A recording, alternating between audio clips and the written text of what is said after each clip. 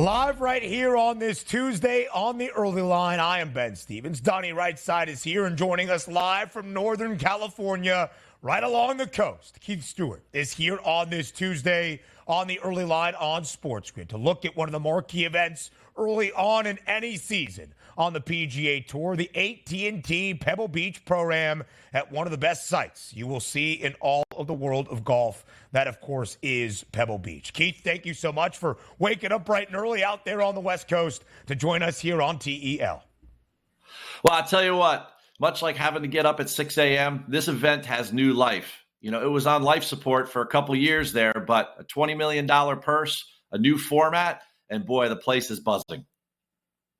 So let's talk about that new format, Keith. For the third consecutive week on tour, it's not just one golf course that these PGA Tour players will play. What can we expect to see with the format at the Pebble Beach Pro-Am? Well, the first thing you could expect to see is a lot less of Bill Murray and Macklemore in the coverage, which I think we're all wishing for. The AMs, it's still a Pro-Am, the Pebble Beach Pro-Am, but we're only going to play two golf courses the first 2 days. It's an 80-man field for this signature now PGA Tour event. Again, the purse, $20 million, $3.6 million for first place. They're going to play Spyglass Hill one of the first 2 days, and then they're going to play Pebble Beach the other day. The AMs leave over the weekend. So all the 80 have an AM partner. The amateurs leave over the weekend. We get Pebble Beach in its glory all weekend. Just the golfers against the elements. And let me tell you something, it's not great out here, guys, when it comes to the weather. Let's talk about those elements, because so many times we try to handicap a tournament here, and it's based on sometimes where you have your get-off times, which means if you play in the morning and the winds are down and maybe non-rainy conditions, you can score low. Are we looking, as you alluded to, are we looking at any weather conditions that could creep in this weekend at Pebble Beach? Well, the meteorologists expect a little more than 3 inches of rain this week, starting on Wednesday. Wow. Remember last year, Justin, it's going to be a sog fest out here. The average high temperature during the week, during the tournament, is only going to be 55 degrees. So it's going to be chilly and damp. Now, thankfully, Pebble Beach is one of the shorter golf courses on the PGA Tour, but at the same time, we're playing right against the Pacific Ocean. It's really going to be a test this week. You got to remember last year, Joe's, we had a Monday finish because of the elements. I think that you really got to be, to steal a term from horse handicapping, you really got to have a mutter this week. It's going to be cool. It's going to be damp. And I'm really looking for guys that have previous experience here. So when you're looking to brave the elements out there, who do you need? Some of the best golfers in all of the world. It is a marquee event. It is a stellar field this week at the Pebble Beach Pro-Am. Rory McIlroy is the favorite, plus 750, just 50 cents in front of Scottie Scheffler. Then you see Xander Schauffele, Victor Hovland, a 12-1 number, Jordan Spieth and Max Homa, 18-1, and Patrick Cantlay at a 20-1 price. Keith, the best in action this week at Pebble Beach. What do you make of the top of the outright odds this week? Well, when you start right there with Rory and Scottie, I really think this place kind of mitigates their strengths. Of course, both haven't played here before. And I talked about experience, or I leaned towards that earlier. And every winner since 2006 has had at least a top 21 finish prior to them winning.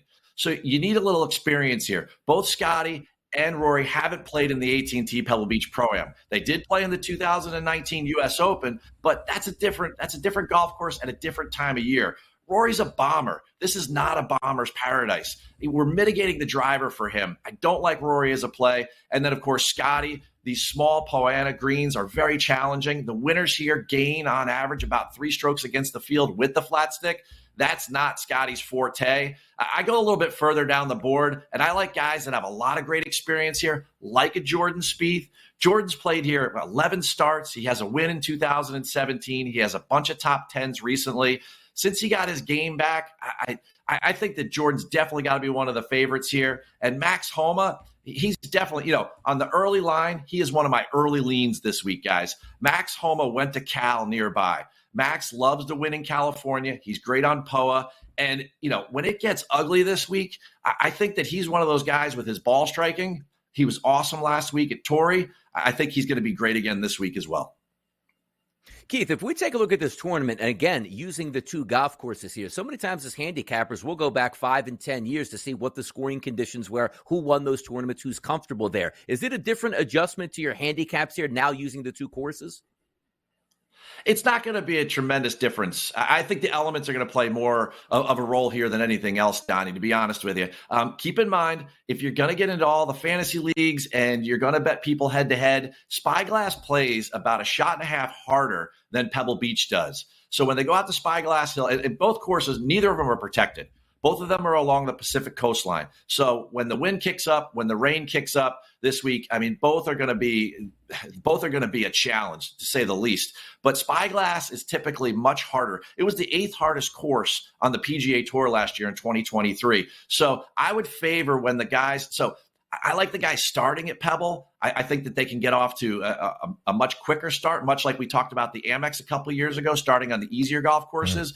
And then maybe they find their rhythm. They hit Spyglass on Friday, and then they get the relief again on the weekend. And again, I can't overstate this enough. Like guys like Max Homa won at TPC Potomac 2 years ago in a total rain and cold fest that I was at down there in the DMV.